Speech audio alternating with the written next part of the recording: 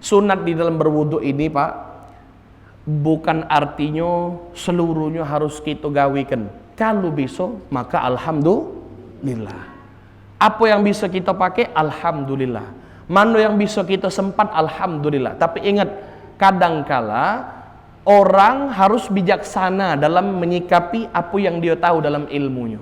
Makanya kita belajar, makanya kita memahami. Bukan sekedar baca teks dalam kitab tapi tidak berguru. Alhamdulillah kita didudukkan ada gurunya di sini, dipelajari. Gunanya kalau yang kita agak bingung-bingung, rada-rada kurang paham, kita tanyakan.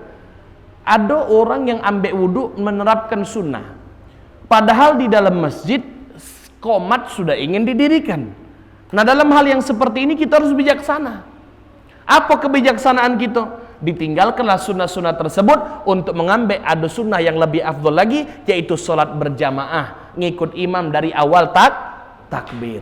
Nah, ada orang yang tidak bijaksana, dia paham tentang ilmu, dia pelajari ilmunya, dia ambil wudhu, seluruhnya sunnah-sunnah diamalkan, tapi maaf, wa na'udzubillah min zalik, dia ketinggalan untuk sholat bersama imam. Bahkan ada yang cuma sholat 1 rakaat lagi, ada yang imamnya sudah selesai baru dia selesai wudhu, dengan alasan wudhunya ngamalkan sunnah Nabi Muhammad SAW. Jadi dalam artian selama kita mampu, selama kita bisa, maksimalkan mengikuti sunnah yang diajarkan Nabi Muhammad SAW.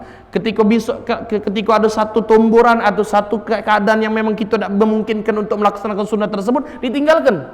Karena kita tahu kaedahnya, sunnah itu dalam artian definisi adalah mayusabu ala fa'ilihi wa la yu'aqabu ala tarikihi. Sunnah itu artinya adalah sesuatu yang kalau dikerjakan kita dapat pahala. Kalau ditinggalkan kita tidak dapat dosa. Nah, itu. Wasunanul wudu katsira. Beliau sudah nganjuk aba-aba di sini. Sunnah wudu itu banyak. Artinya kalau kage ada di pembahasan kitab lain tidak kamu dapatkan di kitabku ini, itulah dalam kategori dikatakan sunnah wudhu itu banyak. Ada yang dikatakan oleh para ulama sampai beratus-ratus sunnah wudhu itu. Baru di wudhu, belum sholat. Baru di wudhunya baik.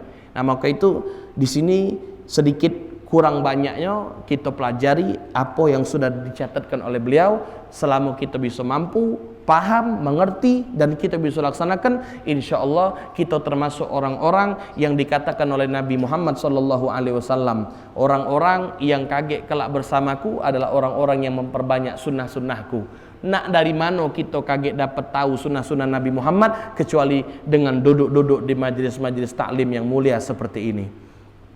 Al-awwal dikatakan oleh beliau, sunnah yang pertama, bagian yang pertama.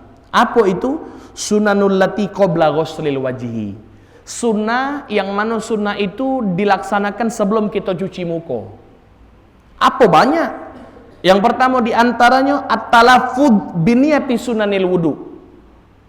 Sebelum ambil wudu, sebelum cuci tangan, pertama kali ngucap ke niat. Ingat, kemarin sudah disampaikan, kalau diucap niat itu hukumnya yang wajib di mana? Dalam hati. Dan dalam keadaan ketika kita nak cuci Nah, jadi yang pertama kali disunahkan adalah ngucap. Apa ucapannya? Untuk niat berwudu. Yang kedua dikatakan at-tasmiyatu wa ta'awudz. Habis ngucap niat, sahajaku nak ambek wudu karena Allah Ta'ala. Atau dia nak ngucap nawaitu apa namanya? Sunanul wudu. Aku kepengen nak ngamalkan sunnah-sunnah wudu.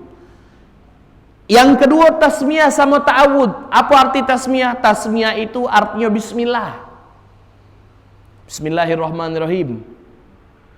Ta'awud, a'udzubillahi minasyaitonir rajim. A'udzubillahi minasyaitonir rajim. Bismillahirrahmanirrahim. Itu sunnah wudu. Yang ketiga siwak. Kalau ada. Siwak kalau ada, tidak katik siwak, pakai kain jadilah. Yang penting sedikit diibaratkan untuk kita ngosok gigi sedikit. Solat dianjurkan pakai siwak, wudu dianjurkan pakai siwak. Jadi siwak dulu. Tahu kayu siwak? Nah, siwak dulu terlebih dahulu. Itu diantara sunnah-sunnah berwudu sebelum cuci muka. Yang keempat, ghuslul kafain, mencuci kedua tangan. telapak ini. Nah, disampaikan di sini wa yusannu ghusluhu mama'an. Dianjurkan nyucinya bareng-bareng dua-dua. Bukan cuci sikok dulu. Kalau ada kerangan cuci sikok lagi tidak. Dianjurkan dua-dua. Dalam keadaan dua-dua. Kita pakai bak, langsung celupkan dua tangan macam ini. Bukan sikok dulu tidak. Langsung. Wa yusannu ghusluhu mama'an. Wa yaqul, dan di situ dia berdoa. Allahumma inni as'alukal yumna wal barakah wa na'udzubika minasyu'mi wal halakah. Sambil cuci tangan itu berdoa. Apa doanya? Ya Allah, aku berharap kepadamu keberkahan yang aku bisa dapatkan di tanganku ini. Wa na'udzubika minasyu'mi wal halakah, dan aku berlindung kepadamu daripada apa yang bisa mendatangkan kemudaratan dari tanganku ini. Wah, bukan main. Ambil cuci tangan ada doanya. Dari siapa? Dari Nabi Muhammad sallallahu alaihi wasallam. Ustaz, dak hafal Ustaz. Bahasa Indonesia dak apa-apa, Pak. Bahasa Indonesia dak apa, yang penting kita tahu artinya tadi apa dia? Ya Allah, aku minta keberkahan yang bisa mengalir dari tanganku ini. Bukan main banyak. Kenapa tangan kita mungkin bisa tak barokah? Mungkin karena kita jarang baca doa ketika wudu. Tangan ini bisa jadi berkat, tangan ini bisa jadi mudarat juga. Baik tangan kanan, baik tangan kiri. Maaf ngomong sama bini, enteng tangan, sama anak, enteng tangan, sama orang lain, enteng tangan. Dari mana? Banyak kemudaratan. Rupanya saat wudu tidak pernah berdoa. Apa doanya tadi? Allahumma inni as'alukal yumna wal barakah. Ya Allah, aku berharap kepada Engkau agar Engkau berikan keberkahan di tanganku ini. Wa na'udzubika minasyu'mi wal halakah, dan aku berlindung kepadamu dijauhkan daripada segala macam bentuk kemudaratan yang bisa mencelakakan yang bersumber dari tanganku ini. Jadi mintanya bahasa Indonesia boleh, bahasa Arab juga boleh. Jadi kita tahu bahwa cuci tangan itu hukumnya sunnah. Kemudian yang kelima, jadi yang pertama tadi bismillah wa na'udzubillah, bismillah. Kemudian yang ketiga baca pakai siwak, yang keempat tadi cuci tangan sambil berdoa, yang kelima al-madmadhatu wal istinsyak. Apa itu madmadhah? Madmadhah itu adalah masukkan banyu ke dalam mulut. Jadi ini. Maaf, ini di Praga ke, bukan aus bukan. Ini di Praga ke. Karena kita butuh praktek.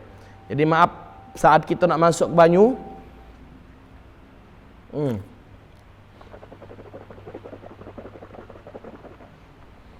seluruhnya di sela-sela kegalo.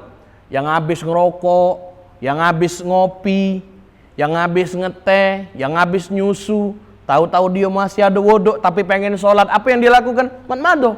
Apa arti madmadhah? Kumur-kumur. Terus kumur-kumur itu. Kemudian disunatkan dalam kumur-kumur itu mubalaghah. Apa arti mubalaghah? Bukan sekedar kumur-kumur.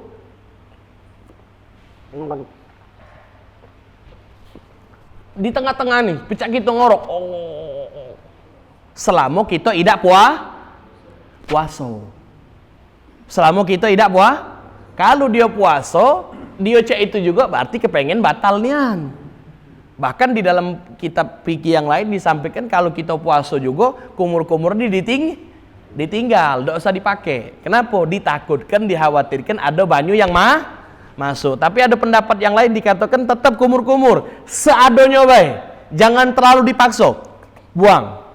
Urusan yang masih bersisa Allah, serahkan sama Allah. Yang penting kita tidak pengen minum banyu dalam kumur-kumur. Nah, itu kalau kita tidak puasa dianjurkan sampai di sini. Untuk membuang seluruh rasa-rasa. Kadang kala lagi sholat, Allahu Akbar, cak gaso kari ini. Nah, mana itu?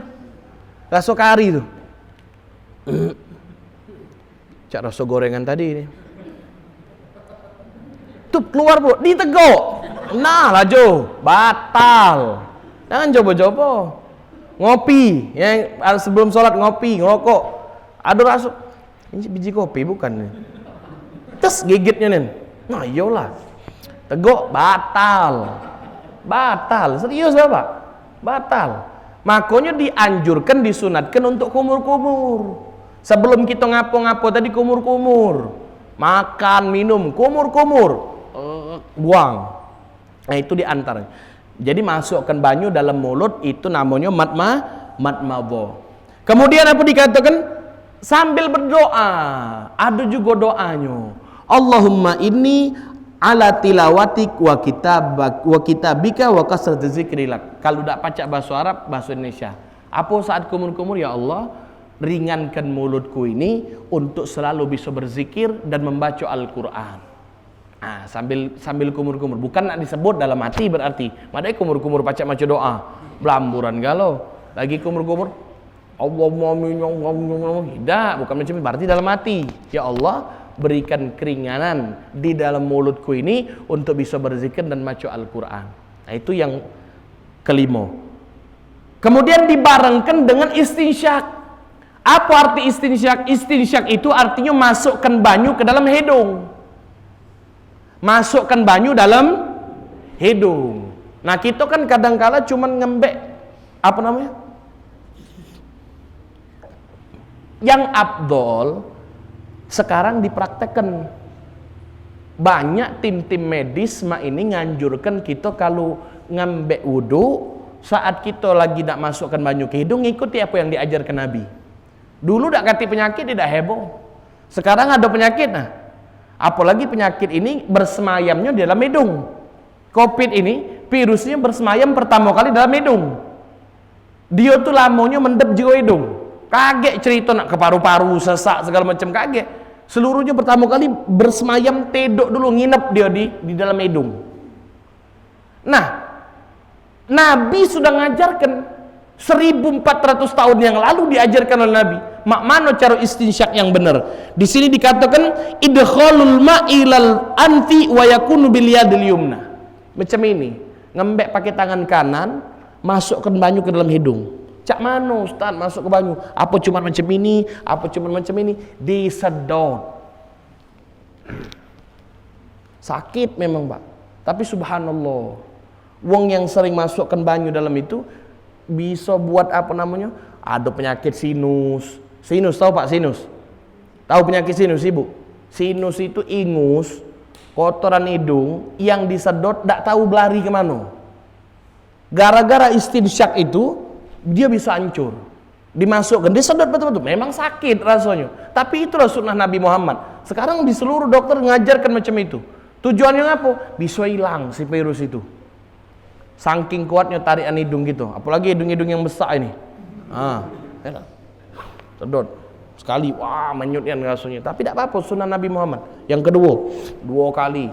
Sampai lagi 3 kali. Nah, sampai ke sini-sini ya, memang sakit kan. Tapi subhanallah, coboklah di subuh, salat subuh, ngembek wuduknya macam itu. Tidak ngantuk, Bapak. Hilang ngantuknya. Gara-gara itu tadi, jadi banyak manfaatnya. Memang sakit kan? No, bukan jadi dikit-dikit. Sedotkan nian. Itu sunnah Nabi Muhammad sallallahu alaihi wasallam. Itu yang kelima. Jadi sudah tahu itu hukumnya sunnah. Kemudian tadi jadi bukan sekadar kumur-kumur, tapi sampai di pangkal tenggorokan kita galak nyebut ini. Di kumur-kumur. Dalam buang. Kemudian yang ketujuh, at-taslis fi mamadu. 3 kali. Cuci tangan tadi 3 kali. Kumur-kumur tadi 3 kali. Masukkan air ke dalam hidung tadi 3 kali. Kemudian bagian yang kedua, as-sunanul lati fi asna'il ghuslil wajhi. Sunnah-sunnah yang kedua dikatakan oleh beliau di sini, sunnah ketika kita membasuh muka. Tadi sebelum basuh muka, sekarang ketika membasuh muka. Apa itu yang pertama? At-talaffuz bin niyah. Ngucapkan niat, hukumnya sunnah. Kemudian yang kedua, ayyabda bil wajhi min a'la. Kemarin sudah Ustaz praktekkan. Salah satu sunnahnya ketika kita ambil wudu, memulai masukkan banyu ke muka ini dari bagian yang paling pucuk. Berarti dari sini. Kalau kita ambil model macam ini, berarti yang ujung di antara ini kita tempel di pucuk ini. Kalau kita pakai, maaf ngomong ini tembok, berarti dari sini. Bukan pecah cuci muka habis pakai make up tuh, bukan. Bukan. Tapi dari pucuk macam ini. Itu hukumnya sunnah. Dan juga kenapa dianjurkan dari pucuk? Agar kita lebih mudah untuk berniat. Karena kalau tempat lain kena duluan, kita bingung niatnya kapan. Tapi kalau dari sini kita langsung paham. Ketika banyu tertempel, kita langsung berniat. Nah, itu tujuannya untuk mempermudah niat kita. Kemudian ayyakhudal ma' biyadihi jami'an. Sunnahnya mbek odok tadi, banyunya tadi di tangan. Sunat banyunya tadi di tangan. Tapi apa dayo? Rumah kita tak perlu besar, akhirnya kita pakai timbu. Bak kita ni tak terlalu besar, akhirnya kita pakai canting. Tak jadi masalah. Selama kita pacak, kita amalkan. Tidak pacak, jangan kita perberat. Kemudian ta'hudul mak. Nah, menyela-nyela ini. Jadi sambil nyuci tadi, taik mato, belek-belek, segala macam hilang. Nah, dianjurkan macam ini, Pak. Makanya kita bingung. Kapan subuh semayang?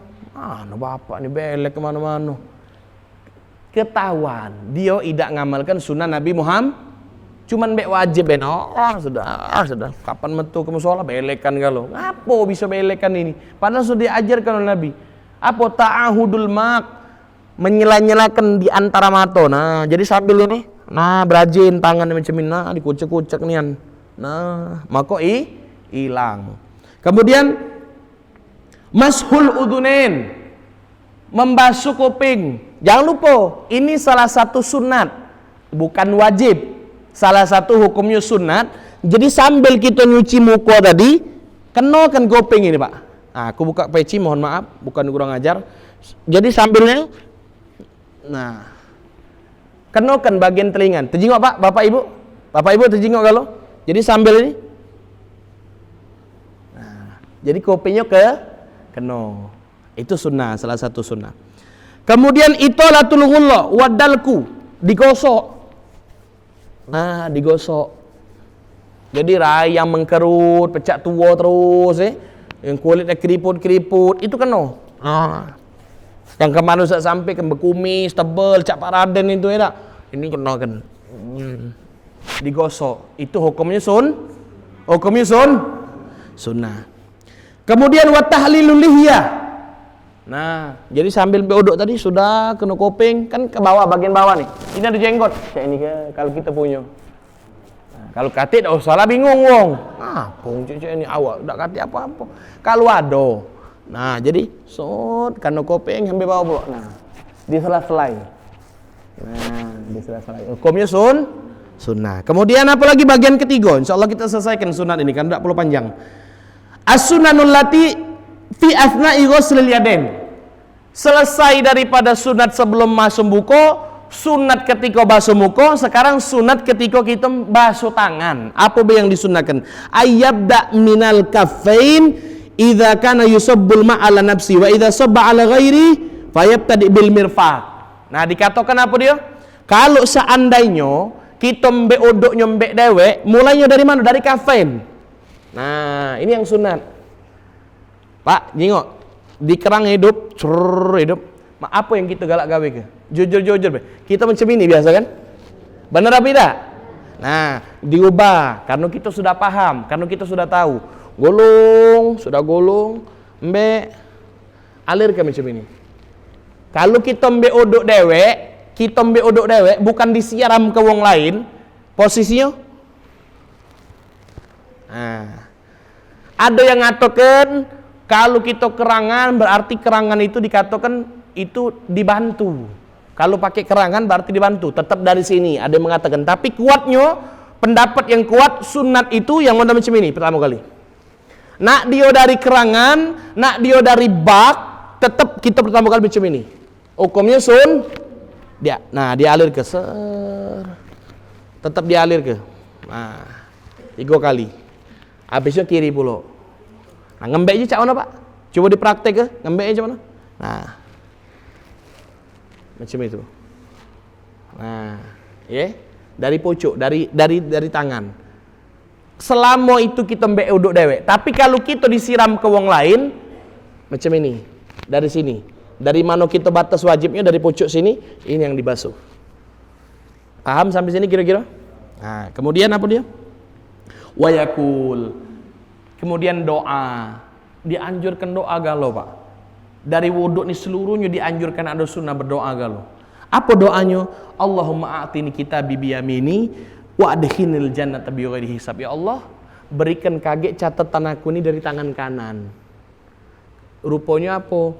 Kaget di surga itu, uang-uang yang masuk surga adalah mereka orang-orang yang diberikan catatan mereka tuh lewat tangan kanan. Rupanya apa? Banyak amal baiknya. Makanya kita minta saat kita berdoa, ya Allah berikan kaget catatan amalku ini kaget di akhirat pakai tangan kanan. Wa adkhilnil jannata bighairi hisab, dan masukkan aku surga tanpa ada hisab. Kemudian yang kiri juga kebalikan daripada doa yang tadi pertama. Allahumma inni a'udzubika an tu'tiyani kitabi bi shimali au min wara'i dhuhri. Ya Allah, aku berlindung kepadamu agar jangan kau berikan kepadaku kitabku kaget di akhirat dalam keadaan ngambeknya tangan kiri. Nah itu, jadi kanan sama kiri. Kemudian at-tayamun. Di dalam urusan tangan ada yang namanya disunahkan tangan kanan terlebih dahulu. Jadi tangan kanan. Kalau kita nak tangan kiri Ustaz, boleh tidak? Boleh. Tapi hukumnya makruh. Jadi tangan kanan terlebih dahulu at-tayamun. Wadalak, jangan lupa di sela-sela juga. Di sini kita galak daki-daki tu. Ya kan? Nah, digosok-gosok kan. Tangan kiri digosok-gosok kan. Kemudian wat tahrikul khatim alladhi yasilul ma'tahtahu. Fa idza lam yasil fayajibu tahrikuhu. Cincin, jangan lupa yang bercincin ini. Nah, yang bercincin.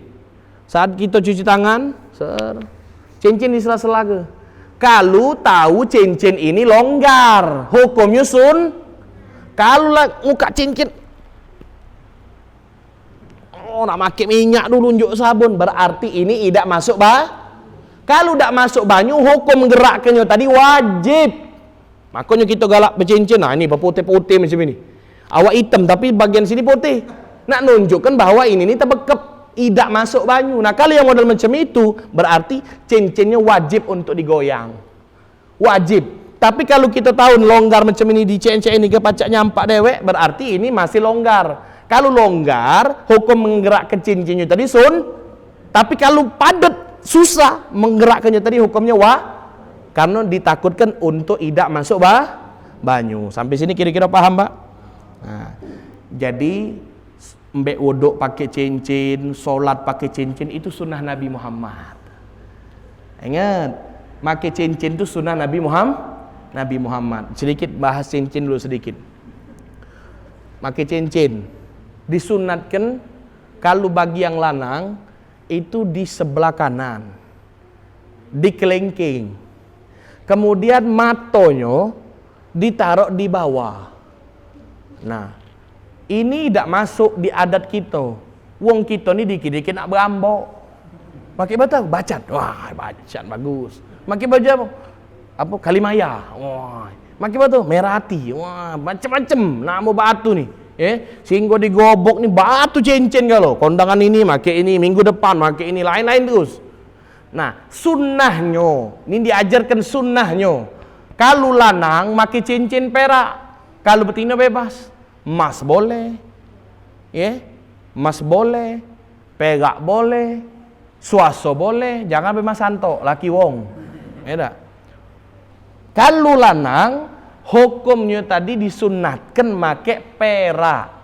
Di mana makainya? Di kelingking. Kemudian matonya tadi dibawakan. Itu hukumnya abdol sunnah.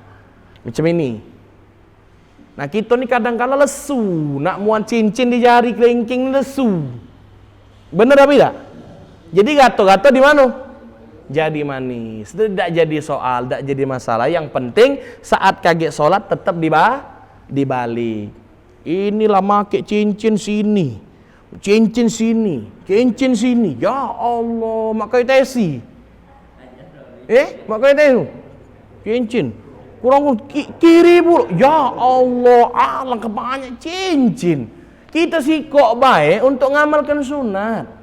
Makai cincin ni lanang ni ngamalkan sunnah. Bukan nak berambok, bukan. Makanya walaupun kita pakai di jari manis, saat kita sholat balik, Pak. Makanya saat sholat tidak ada nyingok. Wih, gila batu bapak ini. Macam itu. Tujuannya tadi macam itu. Nah, itu sunnah. Makanya sholat, wudhu, pakai cincin tuh hukumnya sunnah. Kemudian apa dia? At-taslis fima madha. Tetap seluruhnya 3 kali. Cuci tangan tadi 3 kali, ya, gerak-gerak ke cincinnya tadi 3 kali juga. Kemudian yang terakhir di sini disampaikan oleh beliau, mashu jami'ur ra'si. Nah, sekarang kita pelajari sedikit makna Rasulullah sallallahu alaihi wasallam ketika beliau membasuh bagian kepala. Wa yusannu bi ayyadha ibhamaihi ala sudrai. Coba Pak praktek. Kita praktek. Di sini dikatakan disunnahkan, berarti Rasulullah sallallahu alaihi wasallam modal macam itu ngakunya. 2 jempol, coba kita praktek masing-masing. 2 jempol itu ditaruh di bagian telinga. Cemina. Jadi kok ditaruh di kuping. Nah, jadi jempol, ibu coba ditaruh di kuping macam ini. Nah, praktek itu wa yulsiku sababataini bi ba'dihima. Kemudian ditaruh apa sababah? Ina. Telunjuk. Sababah itu artinya telunjuk. Jadi 2 jempol tadi ditaruh di telinga, kemudian sababahnya ditaruh di pojok kepala. Nah, macam ini. Ya, macam bandu, posisinya macam bandu. Wa yabda'u bil mashi min muqaddamati ra'si ila akhirih. Kemudian setelah ditaruh macam ini, dialurkan dari depan ke belakang. Nah, paham? Kita kalau mbak biasa macam itu kan? Itu saat kita tidak tahu. Nah, sekarang kita sudah tahu. Praktekkan coba. Jempol taruh di telinga, kemudian ini duiko ini menyatu di pojok kepala gitu. Yang mana tadi? Apa namanya nih? Telunjuk nyatu. Kemudian apa? Wa yabda'u bil mashi min muqaddamati ra'si ila akhiri. Dari depan ke belakang. Ser. Jadi mbek banyu macam ini, taruh. Ser. Nah. Wa yarudduhu ma ilal muqaddama in kana sya'ru yanqalib. Kemudian dari belakang tarik ke depan lagi. Dari sud balik. Mbek lagi banyu. Sud balik. Kalau sudah macam ini kena galau Pak rambut gitu. Kalau sudah macam ini kena gak? Dari depan sampai belakang kena galau. Nah, itu hukumnya sunnah. Wa yaqul Allahumma ghashini bi rahmatik. Apa doanya? Ya Allah, berikan aku rahmatmu.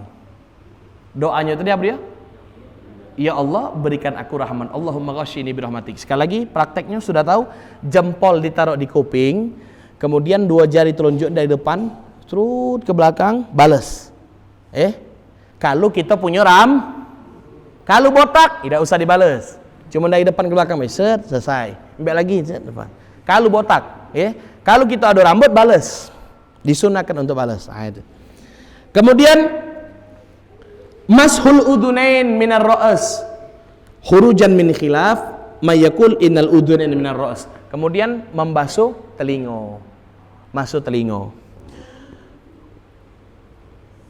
Wa yaqul Allahumma ja'alni minal ladzina yastami'una al-qaul fayattabi'una ahsana. Saat basuh telinga ini apa doanya? Ya Allah, jadikan aku ini mimman yastami'una al-qaul. Wong yang galak denger nasihat. Kalau dinjuk tahu nurut. Kalau diajarkan diamalkan. Ini kadang-kadang lah dinjuk tahu, jangan, ndak boleh. Dak hati, dari dulu aku ndak pernah ini. Lah dinjuk tahu, daging korban kalau nak dimakan oleh panitia, enjuk dulu panitianya, baru nak dimasak lah. Dak hati, dari dulu kami main lah Ustaz, nak makan dari mana? Nah, kalau dinjuk tahu dak nurut, uji wong Palembang tu jin peka. Lah dinjuk tahu idak galak nurut, dinjuk tahu dak galak nurut, padahal sudah ada dari hadis Nabi. Sudah ada anjuran dari Nabi, sudah ada larangan dari Nabi. Lah dinjuk tahu, masih dak galak nurut. Nah, itulah wong-wong yang kupingnya tidak pernah dibuka. Makanya saat basuh kuping itu berdoa, ya Allah, jadikan aku ni wong yang galak dengar nasihat.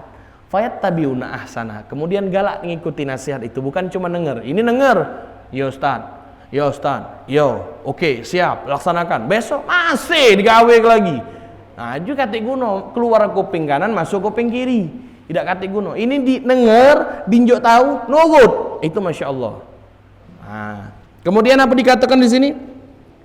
Wa yamsuhuma wa mashur raqabati indal a'immah. Nah, di sini ada pendapat yang berbeda sedikit.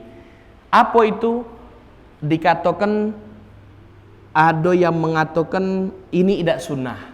Di antaranya Imam Ibnu Hajar. Selain Imam Ibnu Hajar, di situ ada Imam Romli dikatakan itu tetap dipakai. Apa itu? Mashur raqabah. Selesai kita nyuci telinga,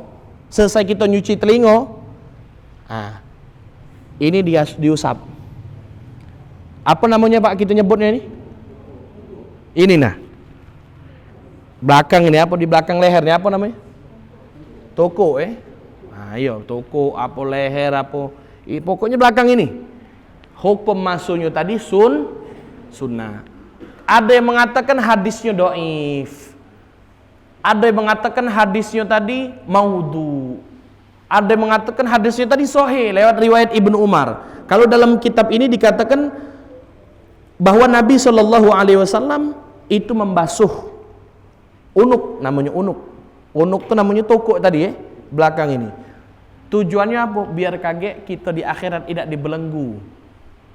Biar terlepas daripada belenggu orang-orang yang kaget di neraka. Wong di neraka itu, Pak, wong di neraka itu bukan ngecepi api nerakanya, bukan. Tapi layaknya saat di penjara di dunia, kaki sama belenggu sama toko mereka tuh tekebet makin rantai, Pak. Jadi berjalan itu nunduk. Nah, macam ini. Tujuannya tadi ini berdoa, ya Allah biar aku tidak termasuk orang-orang yang kaget terbelenggu lehernya sama kakinya. Nah itu. Ada yang mengatakan ini hadisnya dhaif. Dhaif itu artinya lemah. Selama hadisnya dhaif, masih diperbolehkan untuk dipakai. Tapi kalau sudah disebut hadisnya maudhu, maudhu itu berarti hadisnya dibuat-buat. Berarti bukan dari Nabi Muhammad. Kalau dikatakan bukan dari Nabi Muhammad, maka tidak boleh kita amalkan. Tapi kalau dikatakan hadisnya apa ini? Dhaif. Dhaif masih boleh dipakai. Karena yang dhaif bukan hadisnya, tapi periwayat hadisnya. Nah itulah saking hebatnya wong-wong terdahulu menjaga akhlakul karimahnya. Coba kita. Nah, itu. Nah, apa namanya? Nyuruh anak kita masuk. Awas, lagi ada momok. Ditakut-takuti. Benar beda?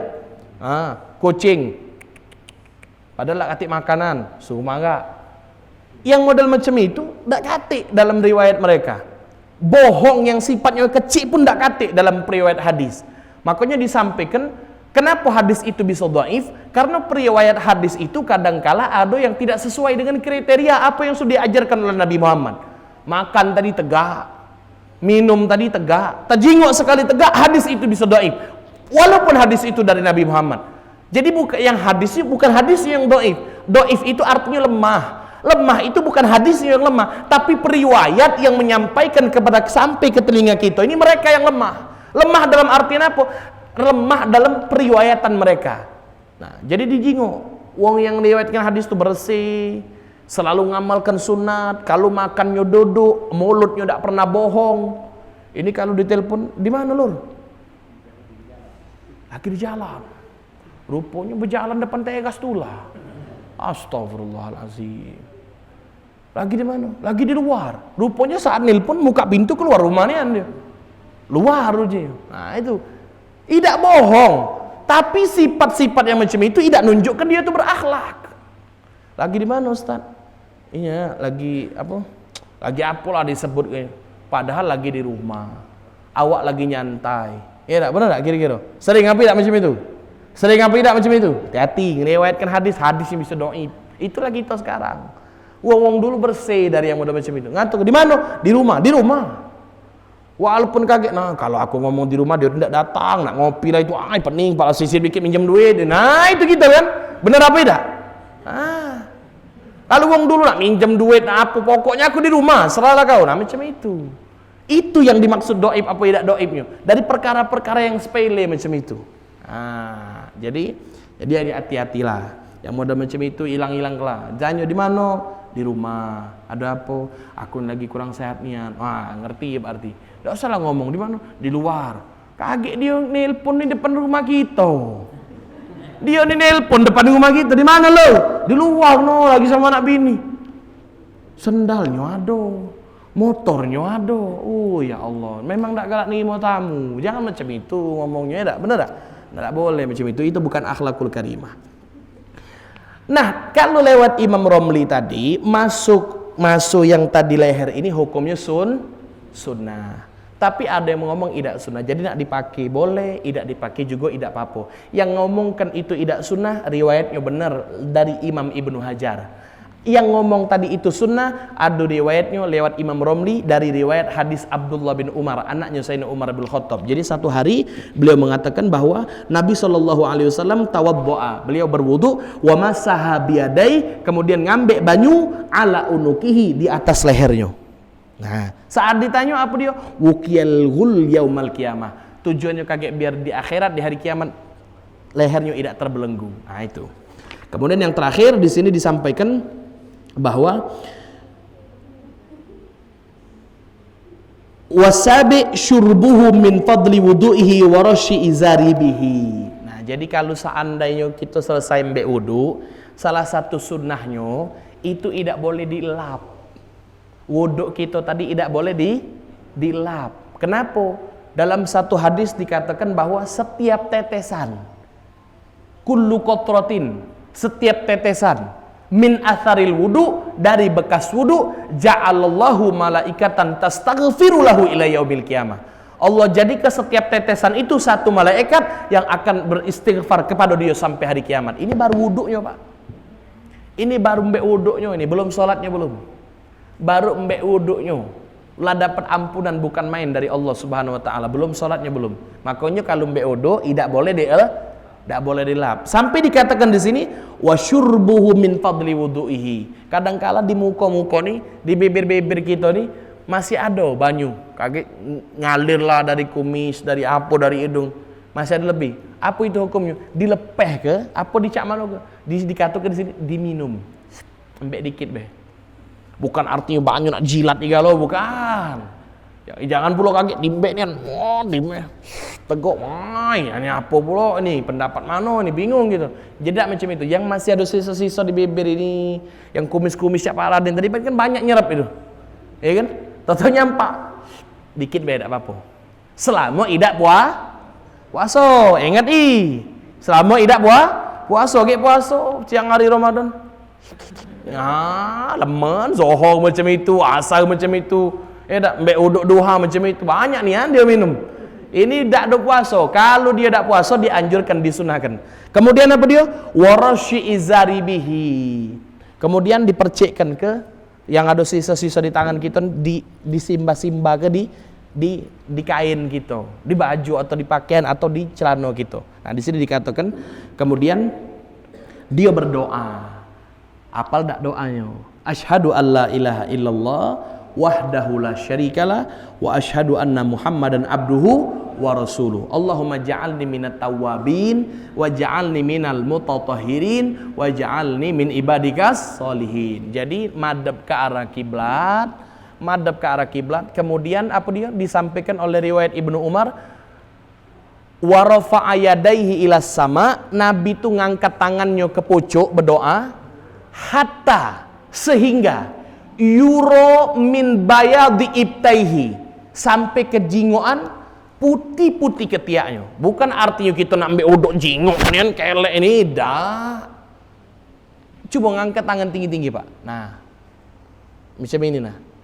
Jadi asyhadu alla ilaha illallah, asyhadu anna Muhammadar Rasulullah, Allahumma ja'alni minat tawwabin wa ja'alni minal mutatahhirin wa ja'alni min ibadikas solihin. Nah, Ustaz, kelek aku tak jengokan. Woi, bukan kelek kau nak dijengok ke, bukan. Dalam artian apa dia? Dalam artian Nabi itu uang dulu kumnya nu lebar-lebar, Pak. Pakaian ini lebar-lebar. Uang dulu tuh. Kita kalau pernah ziarah ke Kiai Marogan, di sebelah kiri kita nak masuk makam tu ada etalase kacau. Di situ ada baju-baju beliau. Nah, bapak jelek dewek. Uang lama tapi masih ada di zaman kita. Bukan zaman Nabi, bukan zaman sahabat, bukan. Sekitar ratusan tahun yang lalu baru. Jengok pakai tu. Bosaknya ini. Ini namanya kum, Pak. Kum. Makanya Abu Hurairah dikatakan sebagai bapak kucing. Abu Hurairah itu artinya bapak kucing. Kenapa? Setiap hari kucingnya ada di selo ini, Pak. Nah, kita nih Kalau pacak pakaian paling jengkis nah anak mainin kan. Sehingga mbek uduk be susah. Tujuannya pun kalau mereka wuduk leluasa. Makanya kalau semakin lebar, semakin cepat baju ini nyampak. Sehingga kelihatanlah apa dia? Bayadu ibtaihi, putih daripada ketiaknya Nabi Muhammad sallallahu alaihi wasallam. Saking tingginya ngangkat tangan berdoa. Nah, jadi itu diamalkan. Jadi ngadep ke arah kiblat, kemudian baca doa. Apa Pak baca doa? Jadi kita baca bareng-bareng. Asyhadu alla ilaha illallah wa asyhadu anna Muhammadan abduhu wa rasuluhu. Ini riwayat Pak, ini riwayat. Jadi kalau kita pakai asyhadu anna Muhammadar Rasulullah, bukan artinya tidak boleh. Tapi kita utamakan yang mana ada riwayat hadisnya. Ini dikatakan asyhadu alla ilaha illallah wahdahu la syarikalah. Ingat ini. Apa Pak? Asyhadu alla ilaha illallah wahdahu la syarikalah wa asyhadu anna Muhammadan abduhu wa rasuluhu. Allahumma ja'alni minat tawwabin wa ja'alni minal mutatahhirin wa ja'alni min ibadikas solihin. Apa artinya ya Allah? Jadikan aku hamba-hamba yang selalu bertobat. Wa ja'alni minat tawwab, ja'alni minal mutatahhirin, jadikan hamba yang selalu bersuci. Wa ja'alni min ibadikas solihin, jadikan hamba sebagai hamba-hamba yang soleh. Itu doa kita. Nah, jadi ngangkat tangan berdoa. Itu hukumnya sunnah. Jangan malu, tak boleh malu. Jadi nak sholat Jumat, nak sholat fardu, angkat tangan. Nah, kemudian apa dia di sini dikatakan wasunanul amma. Terakhir sunnah yang umum. Apa dia umum dikatakan maca surat Al-Qadar. Setelah sembek wudu jangan lupa baca surat Al-Qadar. Apa Al-Qadar? Inna anzalnahu fi Lailatul Qadr. Wa ma adraka ma Lailatul Qadr. Lailatul Qadri khairum min alfi syahr. Tanazzalul malaikatu warruhu fiha biidzni rabbihim min kulli amr. Salamun hiya hatta matla'il fajr. Kemudian kalau tak pacak baca itu diganti dengan ayat kursi. Allahu la ilaha illa huwal hayyul qayyum. Kemudian yang ketiga apa dia? Qul huwallahu ahad. Nah, ini kan baca-bacaan ruqyah. Makanya dikit-dikit kalau ada orang WA bertanya, Ustaz pacak ruqyah apa tidak? Bukan tidak pacak ruqyah. Tapi cek dulu diri kita ni pantas atau tidak nak diruqyah. Ngapa macam itu Ustaz? Lah cek dulu semayang apa tidak no, mana? Untuk apa diruqyah kalau kita ni tidak solat? Untuk apa kita nak diruqyah kalau kita ni bukan wong ahli wudu? Coba Bapak cek nah. Dari pertama kali a'udzubillahi minasyaitonirrajim, bismillahirrahmanirrahim, ada baca doa, tangannya didoa ke, mulutnya didoa ke, mukanya didoa ke, kumur-kumur didoa ke, masuk banyu hidung didoa ke, masuk kepala didoa ke, berdoa kan loh. Sampai terakhir kita mengucap apa dia? Ayat kursi. Ada terakhir diriwayatkan sini baca qul huwallahu ahad 3 kali. Mak mana setan tak berlari? Ini dikit-dikit Ustaz, tolong diruqyah. Jadi mak mana ruqyah diri dewek dengan diri kita dulu. Apa dia ruqyahnya? Solat. Solat 5 waktu. Sudah sholat 5 waktu, mbek wudu. Sekarang mak mano kita nak mbek wudu kalau kita bukan ahli sholat. Mak mano kita nak sholat kalau kita tidak mbek wudu. Jadi kalau kami njelaskannya macam itu. Tak usah diruqyah sebetulnya. Dasar kita enye-enye. Enye-enye, iya serius Bu. Kalau nak diruqyah itu enye. Pak bukan main. Kita Fatihah ihdinas siratal mustaqim. Lagi sujud ada doa, lagi rukuk berdoa, lagi iktidal berdoa, tahiyat akhir berdoa. Apalagi nak diruqyah? Kalau betul-betul bacaan itu sudah kita fahami artinya. Betul-betul minta sama Allah. Mbek uduk ini bukan main. Jadikan aku hamba yang bertobat, jadikan hamba yang bersuci terus, jadikan hamba sebagai hamba yang soleh. Setan mana lagi yang nak marahi kita Pak? Tapi kadang-kadang masih ruqyah Ustaz. Ini yang paling banyak kaum betina, ibu-ibu. Dikit-dikit tak ruqyah Ustaz, aku ni diganggu. Bukan diganggu, semayang kita ni tak benar. Bukan diganggu, wuduk kita ni tak sempurna. Bukan diganggu, arti daripada doa-doa tadi tak kita pelajari. Maka pelajari dulu. Nah, di samping dikatakan di sini apa? Selesai baca qul, baca lagi qul ya ayyuhal kafirun pula. Allahu akbar. Banyak berarti doa-doa dari Nabi Muhammad sallallahu alaihi wasallam. Kemudian sunnah yang wudu, sunnah yang umum dikatakan terakhir di sini adalah menghadap kiblat. Jadi kalau nak ambil wudu menghadap nah cek musola kita nih menghadap kiblat apa tidak? Musola kita nih menghadap kiblat apa tidak? Di mana ambil wuduknya? Menghadap sano. Nah inilah kadang kekurangan kita nih kalau bangun masjid sama musola. Lupa kalau ada tato caro kita nambah udu. Jadi Ustaz, apa nak kita bongkar uji Pak Rojak? Woi bukan mah itu Pak Rojak. Kalau ada rezekinya kita bongkar. Kita belikan yang paling abdol untuk masyarakat. Tidak baca, tidak jadi masalah. Yang penting kita sudah tahu bahwa berarti kalau madhab sana kita tidak madhab kiblat. Ada mbak ojo juga yang di sana kan? Dalam kan? Nah, yang di sana berarti mbak yang di sana. Macam itu kira-kira. Bukan artinya dengar, berarti aku, besok itu bongkar. No, lagi bongkar, duitnya habis. Kalau buka arem gitu Bapak, uang dak acak mbak odo di musola. Nah, jadi bijaksana lah gitu ya dak. Kemudian yang kedua, jingok Pak, sering di masjid-masjid kadangkala di tempat wuduk tuh ada tempat duduk.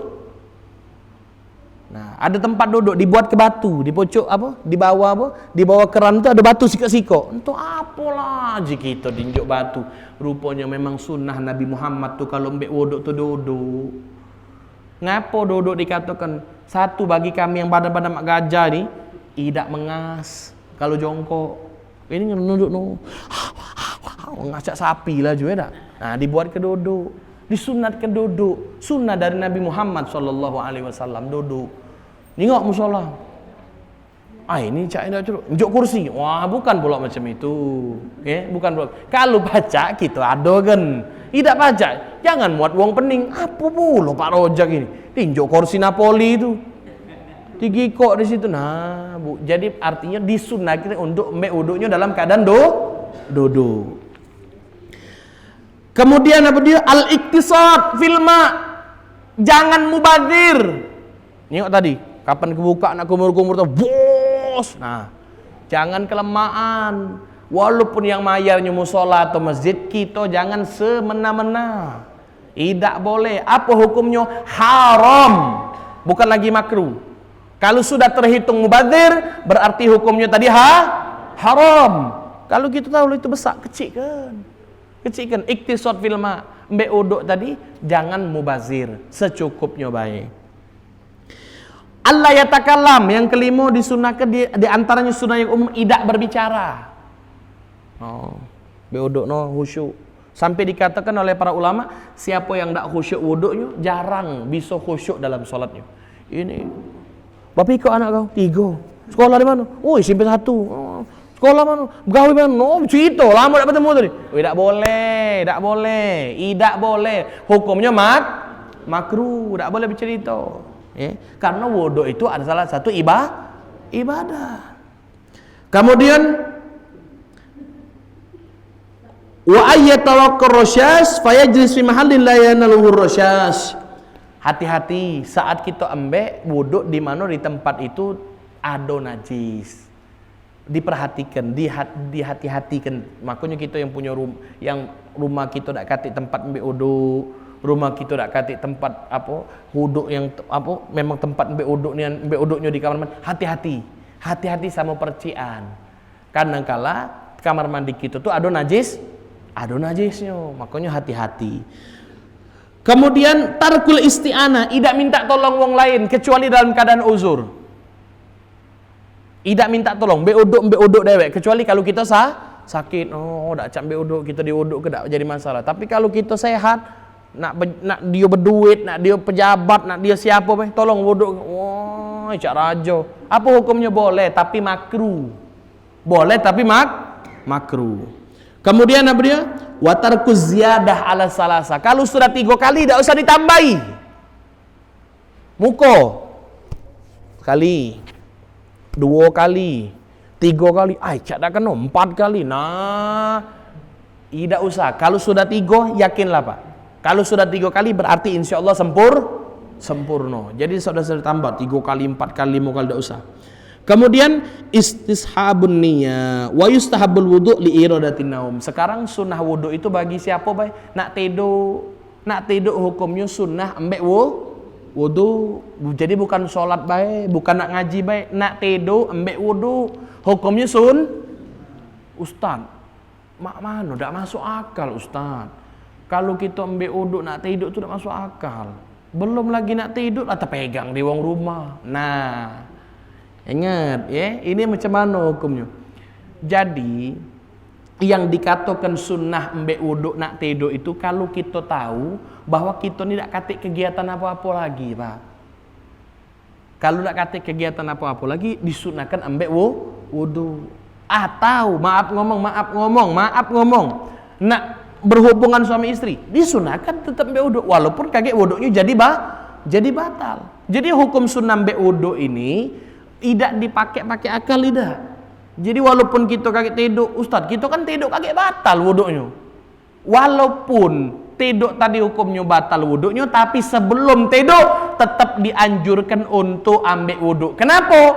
Rupanya orang yang tidur dalam salah satu riwayat dikatakan wong yang tidur man nama ala taharatin fa idza mata ala husnul khotimah. Kalau wong tidur, dia tidurnya dalam keadaan bersuci, artinya dia ambil wudhu dulu sebelum dia tidur, maka kalau dia mati malam itu, matinya dalam keadaan husnul khotimah. Nah, itu pentingnya. Ya. Kemudian dikatakan wali qiraatil Quran, nak baca Quran mbek wudu, ya. Wali huduri majlis ilm wa zikir, nak hadir majlis taklim, nak berzikir disunahkan mbek wudu. Wali ziaratil kubur, nak ziarah ke kuburan mbek wudu. Wal baqa'u ala taharati daiman, dan disunnahkan untuk selalu dalam keadaan berwudu.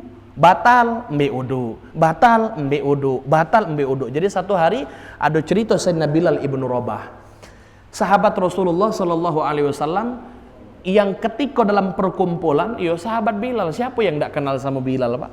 Bilal ni hitam.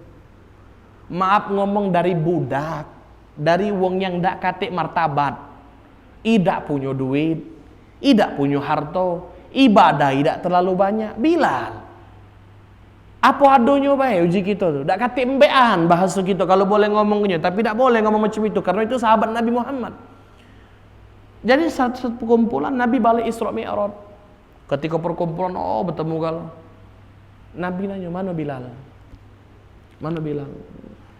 Padahal di situ saudagar kalau wong hebat, yang berjihad, yang bersedekah hebat-hebat kalau. Tapi yang ditanya mana Bilal? Mana Bilal? Bercarian wong. "Mana Bilal?" Ada di belakang. Panggil Rasulullah. "Ngapa ya Rasulullah? Ada apa ya Rasulullah?" "Tidak Bilal. Waktu aku Isra Mi'raj, aku dengarkan suara sendal kau ada di syurga." Terkejut kalau sahabat. Bilal ini tak kata mbean, cuma baca azan. Allahu Akbar, cuma baca azan bae. Tahu-tahu ada amalan apa? Sehingga ditanya oleh Nabi Muhammad, "Apa amalan kau wahai Bilal? Apa amalan kau wahai Bilal?" "Dak kata ya Rasulullah, sedekah tidak banyak, solat tidak banyak." "Inilah aku ya Rasulullah, aku cuma baca azan bae." "Ngapo sendal kau bisa terdengar di surga?" Pasti ada amalan," kata Rasulullah. Ini didengarkan oleh sahabat yang lain. "Ada ya Rasulullah, cuman sikok amalan aku yang tidak pakai modal ya Rasulullah." "Apa itu?" "Setiap kali aku batal, fa'ademu ala taharah, maka aku selalu berdawam untuk taharah. Aku selalu bersuci. Setiap aku batal ngentut, mbek wudu lagi. Setiap aku batal mbek wudu lagi. Setiap aku batal mbek wudu lagi." Itulah yang ku amal ke Rasulullah, sehingga amalan itu didengar oleh sahabat Nabi Muhammad sallallahu alaihi wasallam. Kadang kala itu, Pak, kita tak pacak nilai wong. Uji kita, wis, wong ini ke musola jarang, ke masjid tidak, pengajian tak pernah datang. Tapi kadang kala ada amalan yang hebat, ada amalan yang tak terjinguk. Jadi tak pacak kita menghukumi wong itu secara fisik, tak bisa. Makanya kita dianjurkan untuk husnuzon, berprasangka baik terus.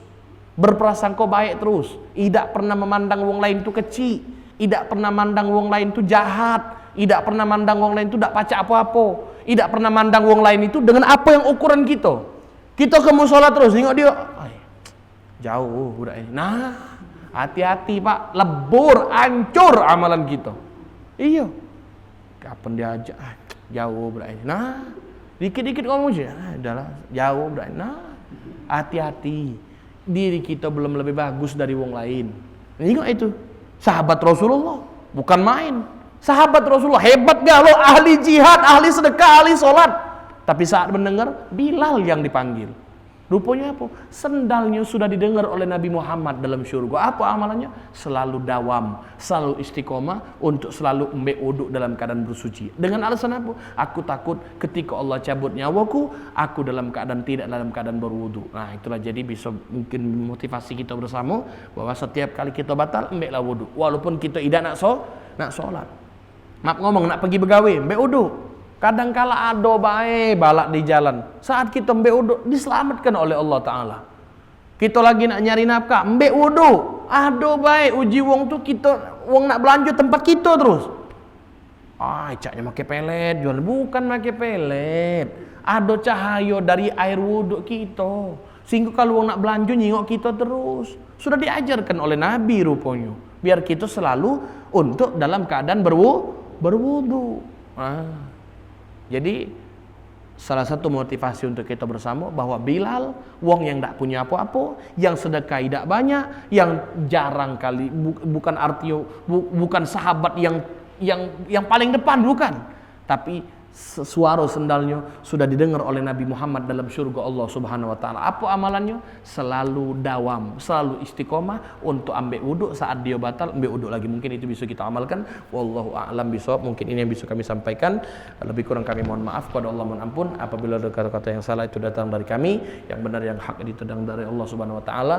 Dan bila mana masih ada bisa yang untuk ditanyakan dan bisa kami jawab, insyaallah kami jawab. Wabillahi taufiq wal hidayah. Wassalamualaikum warahmatullahi wabarakatuh.